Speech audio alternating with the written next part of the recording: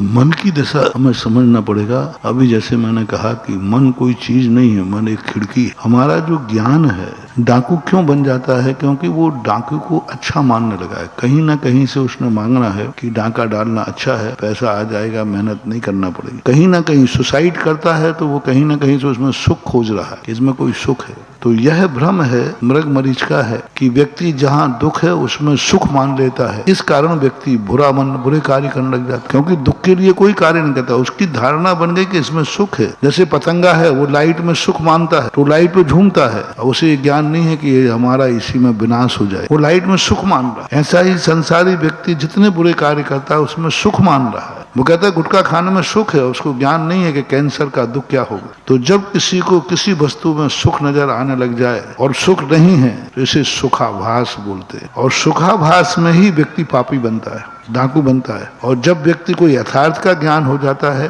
तो वह व्यक्ति पतंगे से प्रभावित नहीं होता, लाइट से प्रभावित नहीं होता, वो इंद्रियों के चकाचौंध से प्रभावित नहीं होता, वो वास्तविक सत स्वरूप को होता है। तो हमारे अंदर का ज्ञान, संस्कार भवांतरों के कम होते हैं, वर्तमान के ज्यादा होते हैं। परिवार का संस्कार, माँ बाप का संस्कार, संगति का संस्कार, गुरुओं का संस्कार, और गुरुओं के द्वारा यदि संस्कार मिल जाते हैं तो डाकू भी साधु बनते हुए पाए गए। साधु की संगति में डाकू भी साधु बनते पाए गए, और डाकुओं की संगति में साधु भी भ्रष्ट होते पाए गए। अच्छे अच्छे धर्मात्मा, अच्छे अच्छे रात्रि भोजन त्यागी रात में खाते पाए गए। जिन्होंने कभी सुपारी भी नहीं खाई, बुरी संगति में शराब पीते भी पाए गए। तो ये संगति कहलाती। संगति से गुण आते हैं और संगति से गुण जाते हैं। अच्छा यदि वातावरण बना दिया जाए तो 90% कितना भी खराब कर्म करके आया हो पूर्व में, यदि उसका सब कुछ अच्छा बना दिया जाए तो 90% लोग अपनी जिंदगी को अच्छा बना सकते हैं। 90% कह रहा हूँ, 10%,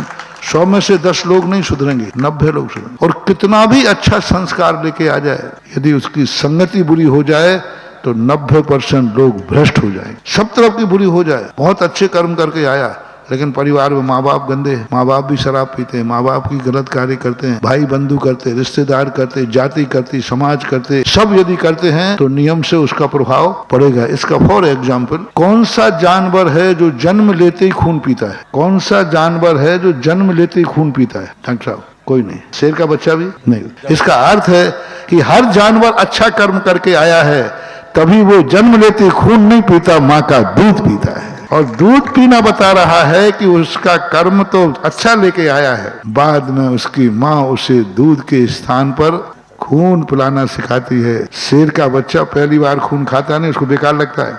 आप देखना, मुंह से चखेगा, कर देगा। पहली बार में शेर का बच्चा कभी खून मांस नहीं खाता है, लेकिन जब उसे दूध नहीं मिलता है और माँ उसको बार बार वही खिलाती है, उसको देखता है तो फिर धीरे धीरे खाना सूख जाता है, सीख जाता है। तो सबसे बड़ी गॉड गिफ्ट दुनिया में यही है कि हर व्यक्ति इतना पुण्य करके तो आया है कि जन्म से दूध पीता है, खून नहीं पीता है, लेकिन जन्म के बाद ना जाने कितने लोग खून पीने लग जाते हैं।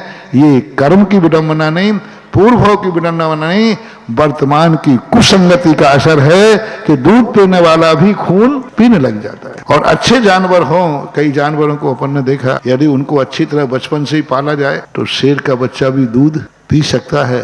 संगति का इतना असर पड़ता है कि हमारे अमरचंद दीवान जी ने शेर को भी दूध जलेबी खिला दी। ये था संस्कार का फल। तो इसलिए संगति और संस्कार इन दो के कारण से आता है। और आपने अभी जो बात लोक तिलक मंडल में